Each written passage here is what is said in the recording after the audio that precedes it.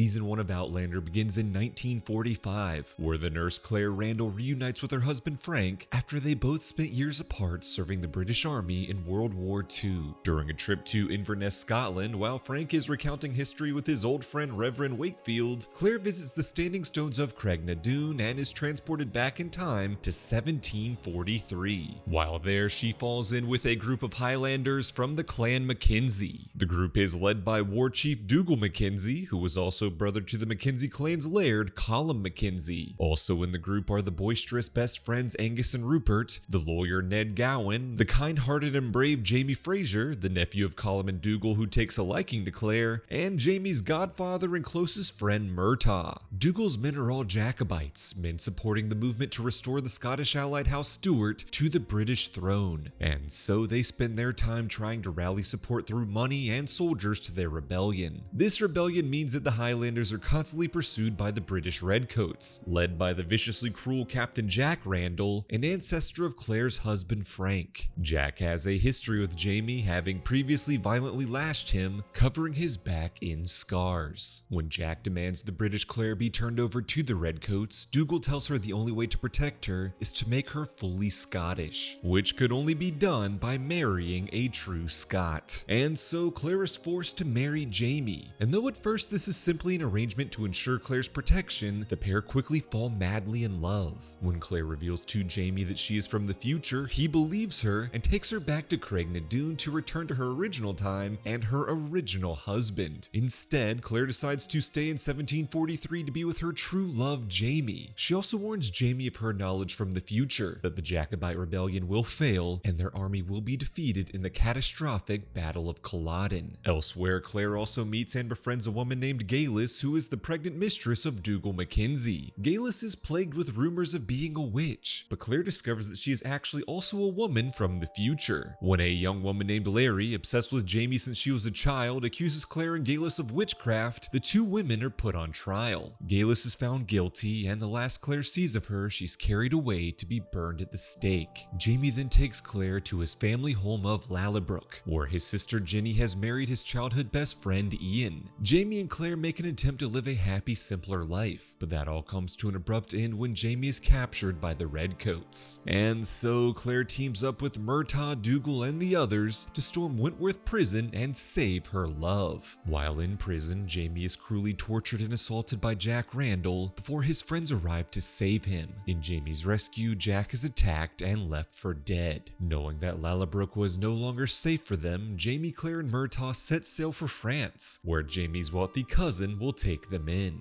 As they depart, Claire reveals to Jamie that she is pregnant. The two also conspire to change the future by stopping the Jacobite rebellion in order to prevent the Battle of Culloden and save the lives of countless men. You know, it can feel so difficult keeping my personal and private information safe and secure online that sometimes I wish I could just be like Claire and travel back to the simpler times of 18th century Scotland. I mean, just look at this redacted report showing what information data brokers could be collecting from you. I'm talking your name, age, address, even the private information of your family, neighbors, and associates, all being sold by data brokers to potential scammers, spammers, and stalkers. This is super scary stuff, and now that my wife and I have just had our first child, I want to be as proactive as possible and protecting my family's online data. And that's where today's sponsor, Aura, comes in. Basically, if you've ever received a spam call or email, it's because a data broker has collected and sold your data. They can do this without your consent and profit billions of dollars selling your personal and private information to marketers, scammers, and even stalkers. While they're legally required to remove your data if asked, they can make this process confusing, difficult, and exhausting. But Aura takes care of the entire process for you, not only ensuring your data is removed from these sites, but stays gone for good. Maybe you're already using some other digital security service or VPN, but without Aura, that's like locking the front door but leaving the back door unlocked. With just one app, Aura offers alerts if your personal information is found on the dark web, real-time fraud alerts for credit and banking, 24/7 identity theft monitoring, US-based around-the-clock support, plus a VPN, password manager, antivirus, and more. Plus, if anything ever does go wrong, Aura offers $5 million in identity theft insurance, and they've got US fraud experts available 24/7. So try Aura for free for 14 days at aura.com/recap and chill. In those 2 weeks, Aura will get to work scrubbing your personal data off of those data brokers' sites. I'm not leaving myself vulnerable, and you shouldn't either. So thanks to Aura for sponsoring sponsoring this video. Now let's get back to the recap. In season 2 of Outlander, Jamie's cousin has left him in charge of his house and business while away on errands. And so Jamie and Claire find themselves mingling with the rich and powerful of Paris as they secretly try to sabotage the fledgling rebellion. After telling Murtaugh about Claire's true identity and future knowledge, he joins their cause. Jamie becomes a close friend and confidant of the British Prince Charles Stuart in Paris to secure funding from the French king for the Jacobite cause. Unbeknownst to Charles, Jamie is constantly trying to sabotage his political maneuvering. During Jamie's various dealings, he meets a young orphan pickpocket who he takes in and names Fergus. Also trying to help secure Jacobite support is the Duke of Sandringham, who Jamie has a prior history with. The Duke was known to play both sides, having promised and reneged on pardoning Jamie in Scotland and enabling the horrific behavior of Captain Jack Randall. Upon meeting the Duke's goddaughter Mary Hawkins, Claire recognizes the naive and meek woman to be the future wife of Jack Randall and ancestor to Frank. While walking to a party at night, Claire, Mary, and Murtaugh are attacked by masked men, and Mary is assaulted. The encounter traumatizes Mary, and Murtaugh blames himself for not protecting the women. When Jack Randall arrives alive and well in France, Claire makes Jamie promise not to seek revenge until after Jack fathers a child, in order to assure the Randall bloodline and lead to the eventual birth of Frank. When Jack assaults Fergus, a furious Jamie breaks his promise and challenges Jack to a duel to the death. During the duel, Jamie stabs Jack in the groin before the fight is broken up by French officers who arrest Jamie. The stress of this event causes Claire to tragically have a stillbirth. Upon her recovery, Claire visits the French king and offers him her body in exchange for the release of Jamie and a pardon issued for him in Scotland. And so upon Jamie's release, they return to Scotland with Murtaugh and Fergus in tow. After their failures in Paris, Jamie realizes that if he and Claire are going to change the future, he wants to change it by winning the Battle of Culloden. And so Jamie joins in with Prince Charles and the Highlander army to reclaim the throne. After reuniting with his old friends Angus, Rupert, and Dougal, Jamie spares the life of a young British soldier named John Grey, who promises to one day repay this debt. The Jacobite army then fights their first battle at Prestonpans, where the Highlanders are victorious, but Angus dies from a cannon blast. After the battle, Claire is captured by the British and taken to the estate of the Duke of Sandringham, who is continuing his weaselly ways of trying to play both sides. Jamie and Murtaugh arrive to rescue Claire, who in turn recognizes the Duke's valet as being the man who had assaulted Mary in Paris. Upon the Duke's true nature being revealed, Murtaugh beheads him, getting his vengeance for failing to protect Claire and Mary previously. Mary then kills the valet and the group escapes the estate. Following this, Mary becomes engaged to Jack Randall's kind-hearted brother Alex and becomes pregnant with his child. When Alex falls gravely ill, he asks Jack to marry Mary in order to ensure she and her child are looked after. With Jack marrying Mary and claiming her child as his own, the bloodline to Frank Randall is ensured. Also falling gravely ill is Colin Mackenzie, who arrives at the Jacobite camp on the eve of the Battle of Culloden. His dying wish is to ensure his young son Hamish, actually fathered by Dougal, is to become Laird, and that Jamie will serve as Hamish's guardian and leader of Clan Mackenzie until the boy comes of age. This infuriates the passed-over Dougal, but Colin dies before he gets his years of bitterness off his chest. On the morning of the infamous Battle of Culloden, Claire and Jamie are desperate for a plan to stop the Jacobite massacre and decide their only option is to kill Prince Charles before the attack could start. Unfortunately, Dougal overhears this plan and confronts his traitorous nephew. As Dougal tries to kill Jamie and Claire, Jamie is forced to kill his uncle. Now resigned to his fate during the oncoming battle, Jamie takes Claire to Craignadoon. He knows that she is pregnant once again and that he will die in battle, meaning sending Claire back to her time to raise their child with Frank is for the best. Claire resists, but Jamie insists. And so Claire travels back to 1948 to reunite with Frank, while Jamie and his fellow soldiers march on to certain death. In the future, Claire and Frank reunite and move to America to raise their daughter Brianna.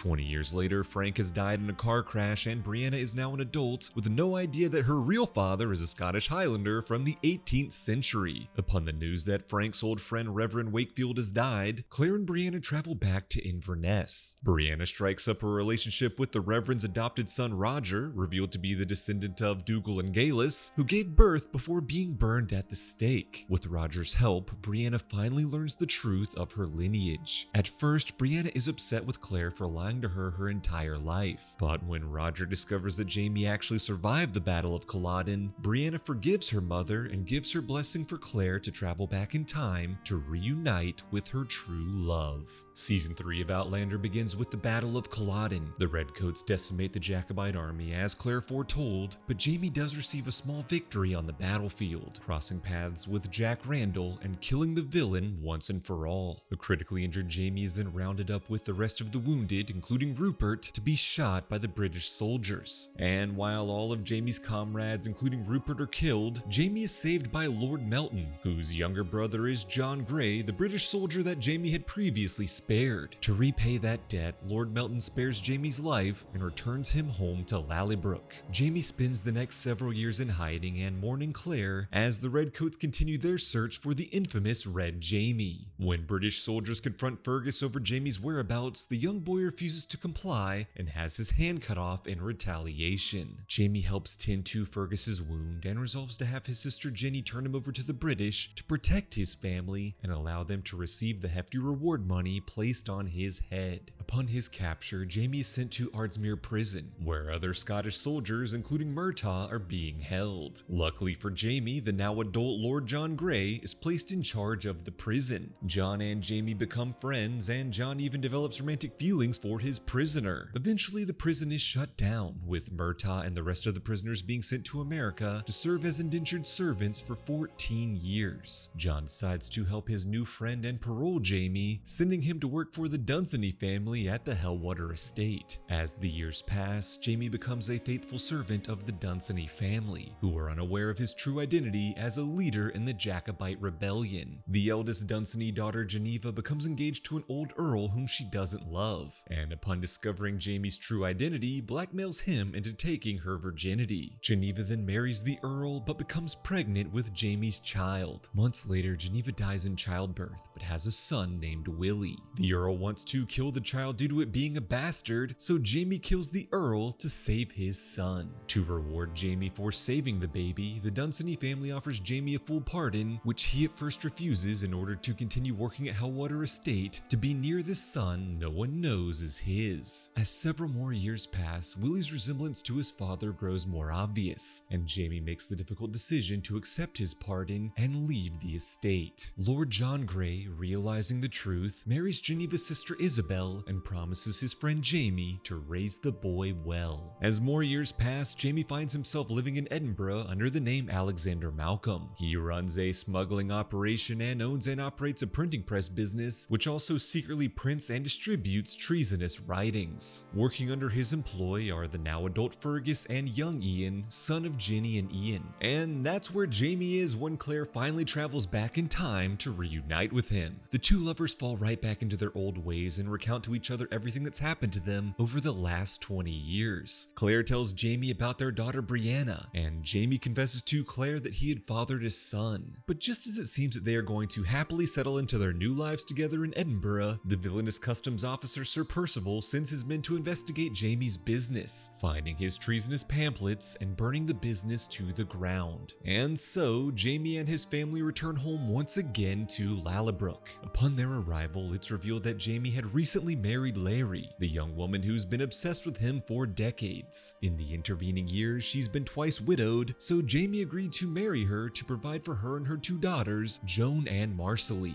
Jamie seeks the assistance of his old friend Ned Gowan to secure a divorce, though for the settlement, Larry demands a steep price. Luckily, Jamie had heard about the location of a hidden treasure while serving time at Ardsmuir prison, and so he, Claire, and young Ian venture off to find the loot. Unfortunately, while retrieving the treasure, young Ian is captured by pirates. Jamie and Claire secure passage on their own ship and recruit a crew, including Fergus and Marcelly, to track down the pirates and save young Ian. On their journey, Jamie gives his blessing for Fergus and Marcelly to marry, and even allows the orphan Fergus to use the name Fraser. Eventually, the search for young Ian brings the crew to Jamaica, where Lord John Grey has recently been appointed governor. After a brief and happy reunion between John and Jamie, Claire discovers that young Ian's captor is in fact a very much alive Galus, revealed to have been saved from burning at the stake by Dougal Mackenzie. Galus believes in a prophecy that would put a Scottish ruler back on the throne, and will do anything to bring that prophecy to fruition. And so Galus plots to travel to the future to sacrifice Brianna, a prophesied 200-year-old baby. Galus takes the captured young Ian to a cave known as Abandawe, which could transport her to the future. While attempting to use young Ian's blood to time travel, Jamie and Claire arrive to intervene, killing Galus and rescuing young Ian. With their matters in Jamaica resolved, the crew hops back aboard their ship and sets sail for Scotland. But things don't go exactly as planned, as their ship gets caught in a storm and crash lands, washing them up on the nearest shore, the American colony of Georgia. Season 4 of Outlander sees the Frasers having a bit of a rough start in America. After helping an escaped criminal named Stephen Bonnet evade the authorities, he returns their kindness by robbing them of their valuables, including Claire's wedding ring, and even kills one of their loyal crew. When Jamie and Claire visit Jamie's Aunt Jocasta at her home in River Run, she offers to give Jamie her entire wealth and plantation. But not wanting to be slave owners, the Frasers turn the offer down. Instead, they accept an offer from Governor Tryon, giving them 10,000 acres of land to settle in North Carolina in exchange for converting Scotsmen into British loyalists. As time passes, Jamie and Claire build themselves a home on the land, which they call Fraser's Ridge, and become allies to the neighboring Indian tribe. Also settling on the land are young Ian and Fergus and Marcelly, who welcome a baby named Germain. Unfortunately for Jamie, finding fellow Scottish immigrants to settle in Fraser's Ridge is easier said than done, as the British taxes are criminally steep, leading to no one wanting to accept the offer and be indebted to the crown. Amidst this conflict, a rebellion group known as the Regulators are taking up arms and preparing to fight for what is fair. To Jamie's shock, the leader of the Regulators is none other than his godfather, Murtagh Fitzgibbons. The reunion between Murtagh and the Frasers is a happy and celebratory one, though being on opposite sides of the Regulator cause complicates their relationship. Later, Lord John Grey pays a visit to Fraser's Ridge, bringing along Jamie's secret son William. Jamie is able to reconnect with Willie after years apart, although the boy still doesn't know the truth about his lineage. Meanwhile, in 1971, Brianna and Roger's relationship is a bit complicated. Although never officially dating, Roger has fallen deeply in love with Brianna and wants to marry her. Feeling strongly for Roger but not wanting to move too fast, Brianna turns down his proposal, but still wants to pursue a relationship. A bitter Roger wants all or none of Brianna, and the two part on bad terms. Brianna then discovers that her parents eventually left Scotland and settled in North Carolina, but then died in a house fire at an unknown date in the 1770s. Determined to warn her parents and save their lives, Brianna flies to Craignadoon and travels back in time. When arriving in 1768, Brianna comes across many familiar faces, including a scornful Larry and a kind-hearted Ian, who gives Brianna the money necessary to sail to America. Before taking off, Brianna meets a young woman named Lizzie and takes her on as a servant to live a better life in America. Back in 1971, when Roger discovers that Brianna has traveled back in time, he visits Craignadoon to go chasing after her. To get from Europe to America, Roger becomes a crewman on a ship captained by Stephen Bonnet, unaware of the man's villainous nature. Upon arriving in North Carolina, Roger and Brianna are happily reunited, and Brianna finally accepts Roger's marriage proposal. They have their own handfast wedding ceremony based on Scottish tradition, and after consummating their marriage, Roger confesses to having known about the deaths of Jamie and Claire. This causes a huge argument between the newlyweds, and a distraught Brianna tells Roger to leave. All alone in the distant past, Brianna crosses paths with Stephen Bonnet, who offers Brianna to buy back Claire's stolen wedding ring for a steep price before violently assaulting her. Following this ordeal, Brianna is finally reunited with her mother and meets Jamie for the first time. It's an extremely happy and celebratory reunion, but one that's marred by Brianna's trauma. She only confides in Claire of her attack at the hands of Stephen Bonnet, and also reveals that she is now pregnant with a baby that is most likely fathered by the villain. Claire tells Jamie that Brianna was assaulted, but leaves out the detail that the perpetrator was Stephen Bonnet, fearing Jamie would blame himself for previously sparing the man's life. When Roger arrives in Fraser's Ridge to reconcile with Brianna, Jamie mistakes him for Brianna's rapist and beats the man to near death, then has young Ian sell him to the Mohawk tribe that is passing through on their way home to New York. Upon learning what happened, Brianna furiously confronts her father. Jamie, distraught and ashamed, vows to track down the Mohawk and rescue Roger. And so Jamie, Claire, and young Ian set off on the months-long journey to New York to save Roger. Brianna is sent to live with Aunt Jocasta, and Murtaugh and Fergus are tasked with finding Stephen Bonnet and bringing him to justice. When Fergus and Murtaugh find and apprehend Stephen Bonnet, they are caught by the authorities. And though Stephen Bonnet was a wanted man in custody and set to hang, so too is Murtaugh for being the leader of the Regulators. Fergus is allowed to leave and returns home to Marsley to plan Murtaugh's prison break. At River Run, Aunt Jocasta fears for Brianna's reputation if she were to be an unwed mother, and begins lining up potential suitors to marry her against her wishes. When Lord John Grey arrives in River Run at Jamie's request to look after Brianna, Brianna proposes to him,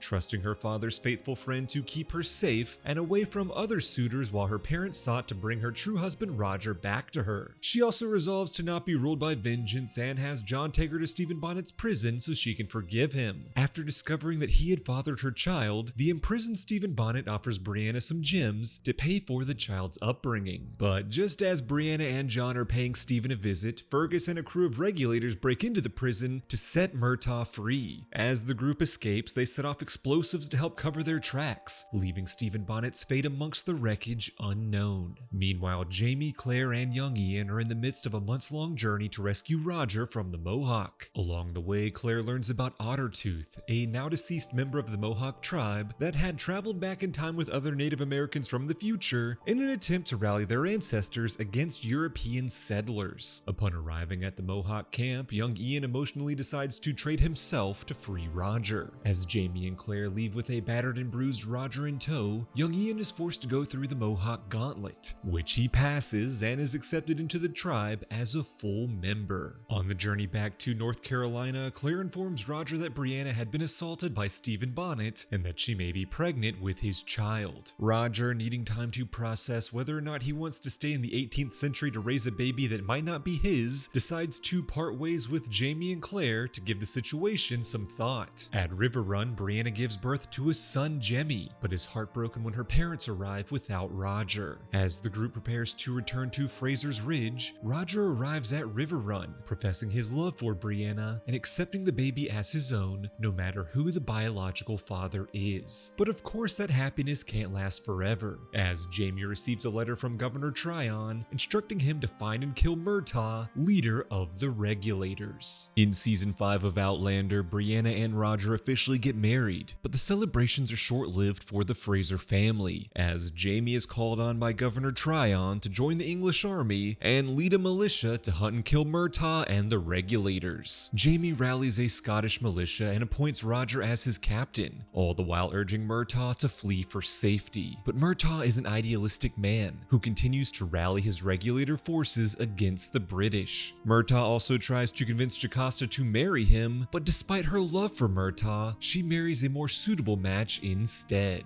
The tension reaches a boiling point when Jamie's militia is forced to join together with the British army to fight the Regulators at the Battle of Alamance. Brianna remembers this battle from history and warns Jamie that the entire Regulator army will be killed. And so Roger sneaks off behind enemy lines to warn Murtaugh to turn back. While in the Regulator camp, Roger is attacked by his unaware ancestor Buck Mackenzie, son of Dougal and Galis, over a misunderstanding involving Roger and Buck's wife Morag. Despite his best efforts, Jamie is forced to lead his men into battle, donned in full red coat attire. During their victory over the Regulators, Jamie desperately hopes that Murtaugh is not amongst the casualties. While searching the battlefield, Jamie is attacked by a surviving Regulator but saved by Murtaugh. Unfortunately, one of Jamie's loyal militia shoots Murtaugh, unaware of Jamie's relationship with him. Jamie rushes to his godfather's side and holds Murtaugh as he dies in his arms. With the battle over and the Regulators defeated, a bitter Jamie informs Governor Tryon Tryon that his duties have been fulfilled. Unfortunately, the Fraser family finally realized that after being found in the regulator camp, Roger had been mistaken as an enemy and hung with the other regulator survivors. Fortunately, the Frasers find Roger in time to save his life, but the ordeal greatly traumatizes him. As Jamie, Claire, and their family settle back down in Fraser's Ridge, they soon discover that Stephen Bonnet is still alive and working with Aunt Jocasta's shady lawyer Gerald Forbes to claim Jemmy as his own. And since Jocasta plans on giving Jemmy the deed to River Run in her will, this would make Bonnet and Forbes very rich. When Forbes attacks Jocasta for giving away too much of her fortune to the Frasers before he can get his hands on it, Jocasta's loyal slave Ulysses kills him. And when Bonnet kidnaps Brianna in an attempt to take Jemmy as his own, the Frasers arrive and have him arrested. Bonnet is then sentenced to death by drowning, his greatest fear. Before he drowns, Brianna arrives and shoots him in the head, leading Roger to ask if this act was done for vengeance or mercy.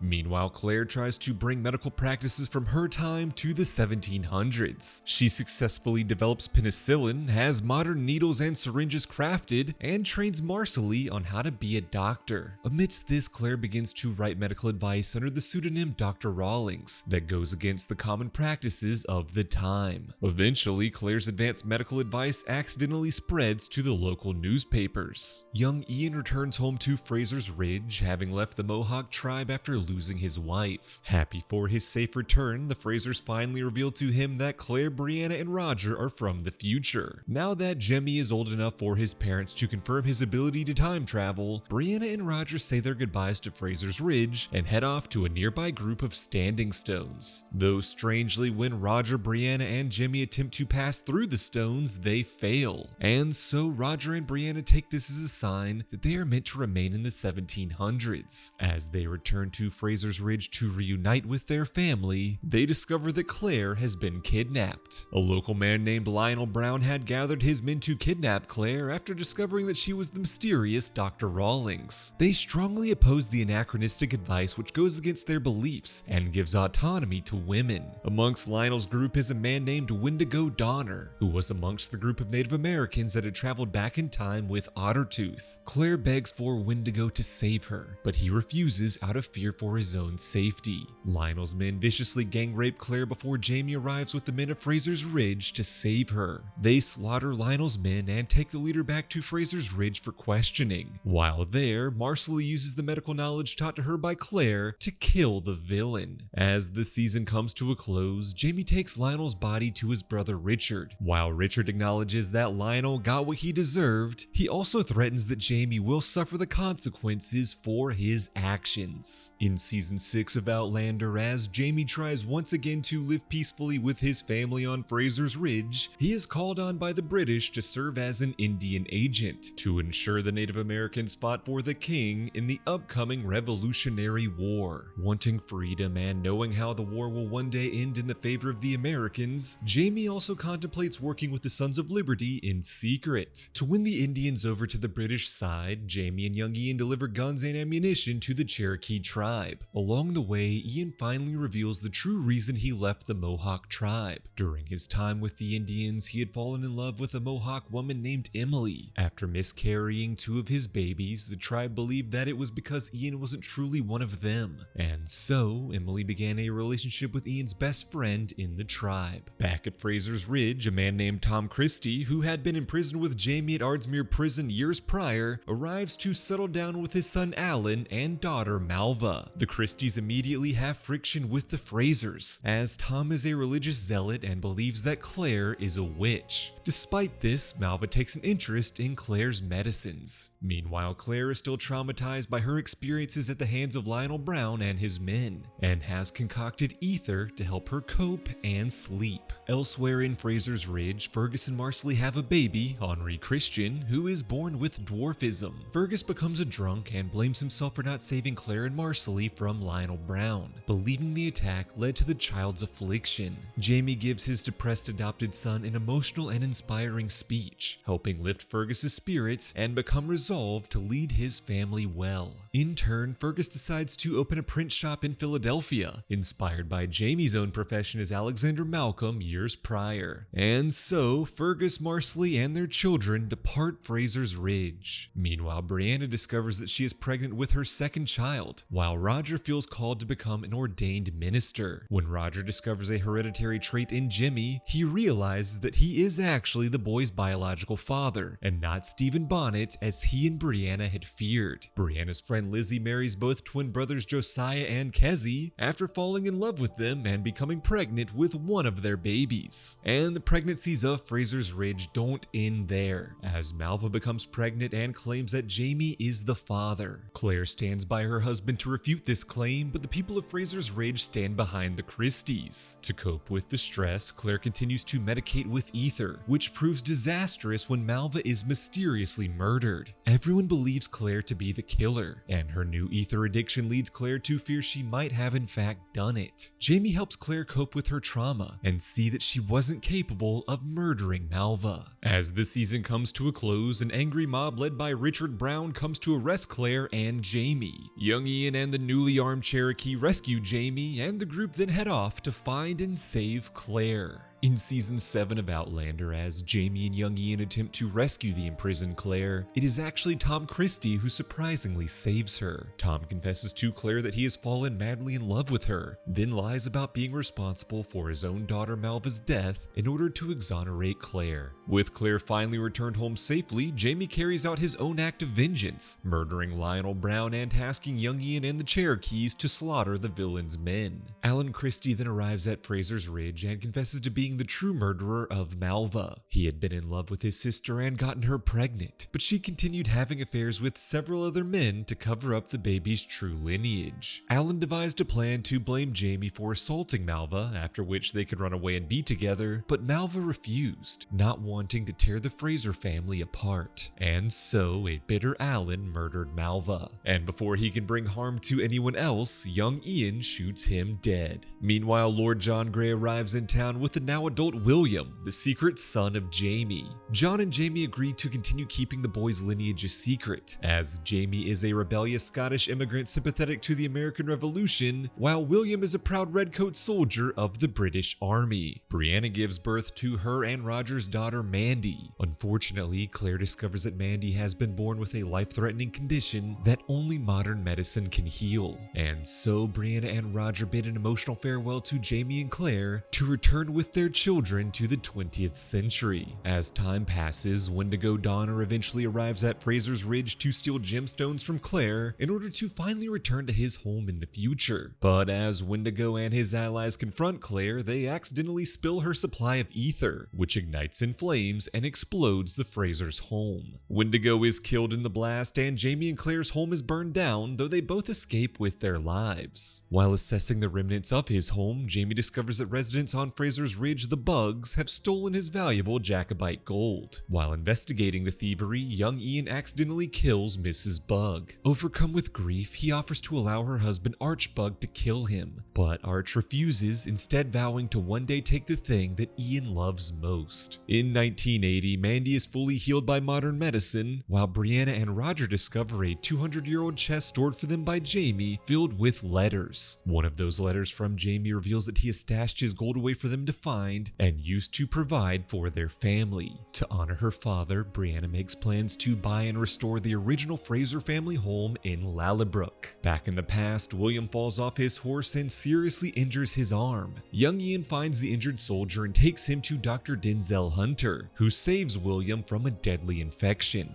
While in the care of Denzel, William and Ian both take a liking to the doctor's sister Rachel. Ian also crosses paths with his former Indian wife Emily, who reveals that she has given birth to his son, Swiftest of Lizards. Ian is elated to learn that he can in fact father children, and is honored to be able to give the boy the English name Ian James. Young Ian then begins a secret romantic affair with Rachel, though her Quaker religion clashes with his Native American-inspired ideology. mythology. Elsewhere, Jamie is conscripted to join the American Army, and not wanting to leave her husband's side, Claire decides to join him on the front lines as a field doctor. While at Fort Ticonderoga in New York, the American forces are overtaken by the British. As Jamie tries to lead his allies in an escape, Claire is captured by the Redcoats. Young Ian sneaks into the British camp to save his aunt, and after William catches them, he reluctantly allows them to escape. Unfortunately, when William's friend is killed in battle, his wavering allegiance solidifies with the British, as he goes on a rampage on the battlefield, slaughtering as many rebels as he can. Following an American victory in battle, Jamie pays a visit to the British camp, where his cousin Simon is on the verge of death. The British surrender and task Jamie with returning Simon's body to Scotland. And so, accompanied by Claire and young Ian, Jamie excitedly sets sail for his family's home in Lallybrook. Once there, the group are happily reunited with Ginny and Ian, though unfortunately, Ian is dying of consumption.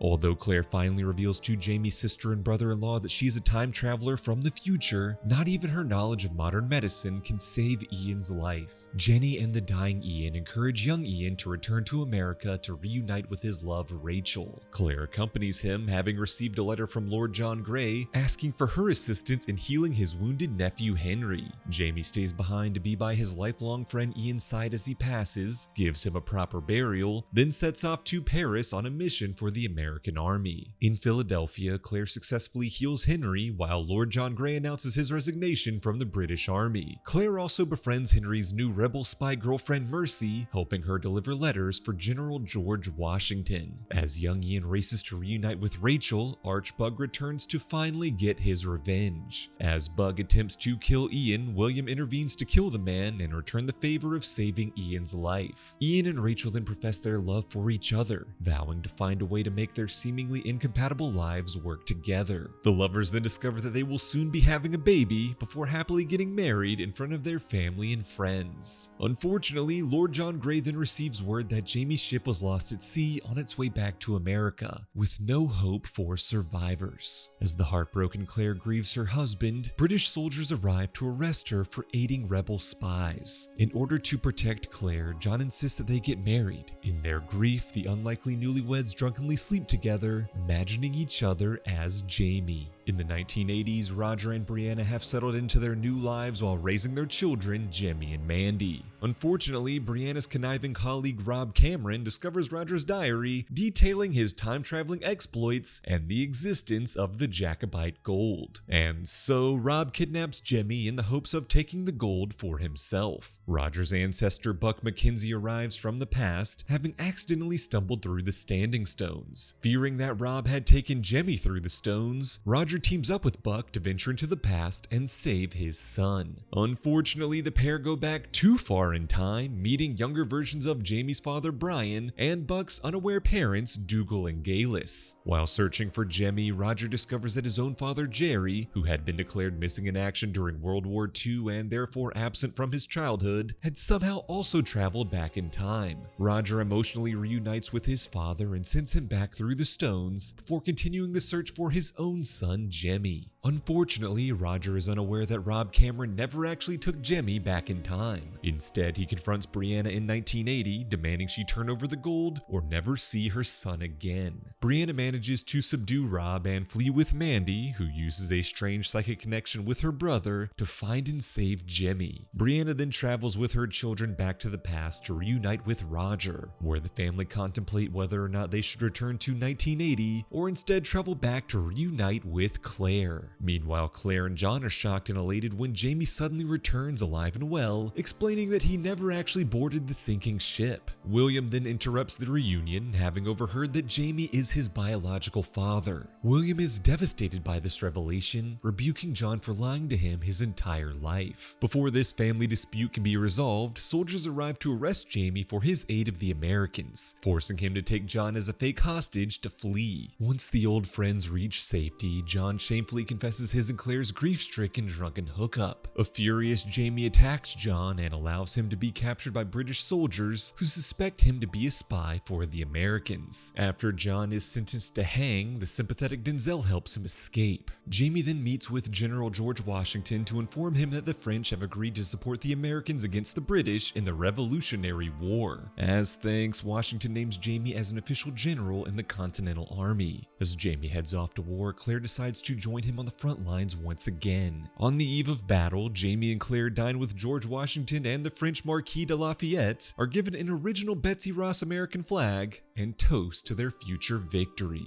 During the Battle of Monmouth, Redcoats descend upon the makeshift field hospital, shooting Claire and leaving her bleeding out in Jamie's arms. Denzel does his best to save Claire's life as she coaches him on how to remove the bullet. While recovering, Claire has a vision of Master Raymond, the mysterious apothecary that saved her life when she tragically delivered her stillbirth daughter Faith decades ago in Paris. Meanwhile, John receives a warning from his stepbrother and one-time lover Percy that the British are sending William into a trap in order to catch John, and so John and Ian stage a rescue mission. William is distraught that his real father is a Scottish criminal aiding the Americans, and finds comfort with a prostitute named Jane. When Jane is arrested for killing a British captain trying to sleep with her younger sister Fanny, William reluctantly turns to Jamie for help in rescuing her before her execution. Unfortunately, when the pair find Jane, she is already dead, having believed herself to be hopeless and alone. Jamie and Claire vow to William to take Fanny in to protect and raise as their own. Jamie attempts to finally reconcile with his son, but William is too emotional to accept his father's love. As the season comes to a close, while caring for the grieving Fanny, Claire realizes that the girl's deceased mother may in fact be Faith, Claire and Jamie's firstborn daughter they thought to be long dead.